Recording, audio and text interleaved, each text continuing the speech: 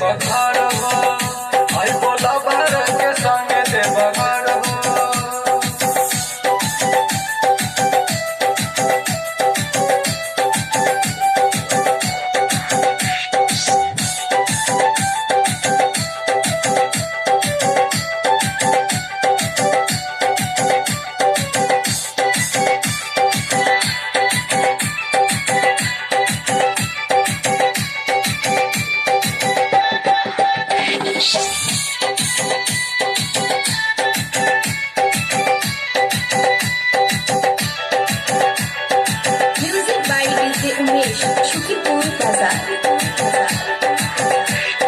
कठिन डगर बाबा एगो हो बदल कनी दिलवा के बात बाबा बुझिया हमार।